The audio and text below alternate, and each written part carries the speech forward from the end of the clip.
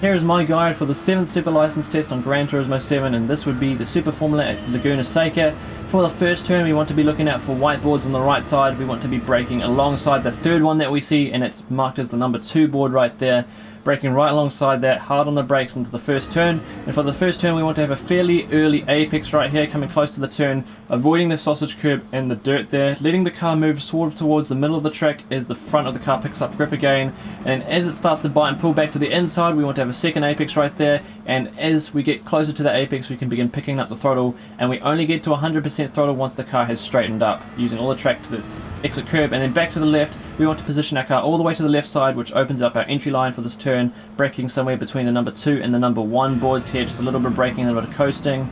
Making our way to the inside curb, we can use all of the inside curb, but don't hit that inside sausage curb because that'll send you flying.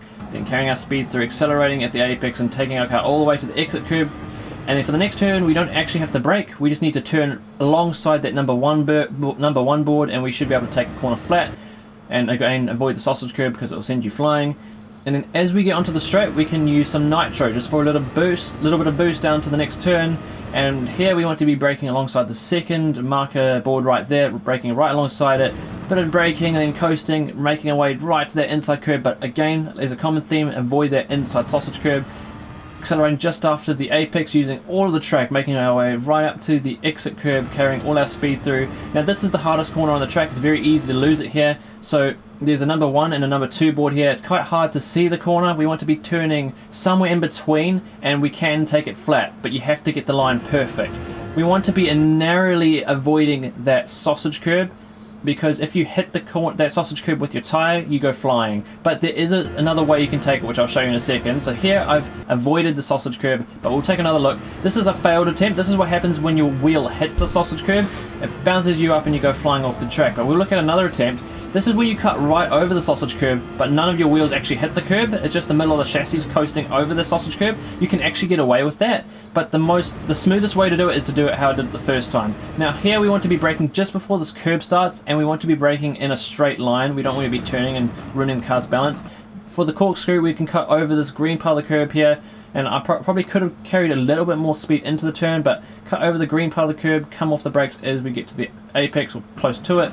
And as we begin to straighten up, we can get on the throttle again. Not fully yet though, we want to drop down the hill and cut a little bit over this inside curb, but not too much because we don't want to fail. And as we get to the bottom there, we can get to 100% throttle again.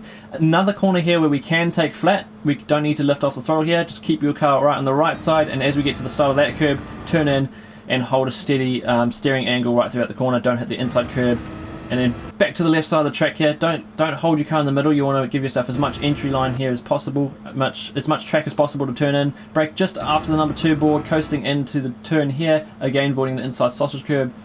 Using all the track back out to the outside. Over here, we want to be braking, and we want to be braking just after the number 3 board, or at the number 3 board here. I think I could have broke a little bit later on this attempt and carried a little bit more speed through the last turn, but this was alright for gold. Again, avoid the final sausage curb on the inside and be very patient on the throttle coming out of the final turn, and don't go too far on the outside of the track just there on the exit of the final turn, because you don't want to invalidate your lap.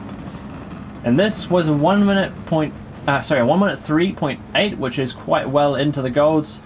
If you follow these lines and braking points, you shouldn't have too many issues improving your times. I know I wrote as a tip on screen during the video, but I just want to mention it again.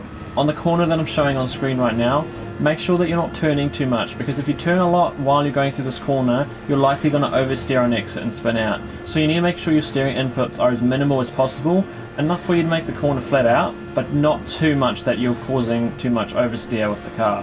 And just a note on that lap I just did, after I'd gotten past the corkscrew and the flat out turn after that, I was not fully confident with the final 2 turns, because with all the attempts I made, only a few of them I managed to get towards the end of the lap. So potentially I could have been carrying a little bit more speed through the second to last turn, and for the final turn I could have been braking a tiny bit later than I did on that lap, and maybe carrying a little bit more speed through the final apex. But this was perfectly fine for a good time. If you're following these pointers, you should be absolutely fine. So now I'm going to show that lap again in cockpit view with my throttle and brake inputs on screen without any pauses and without me talking, so you can see it clearly. And then after that, I'm going to show the same thing again, the same lap, but in third person view for those of you who race in third person mode. Please let me know in the comments which license tests you're struggling with, and I'll try and make more license guides about those ones. Thank you all for watching, and I'll catch you soon.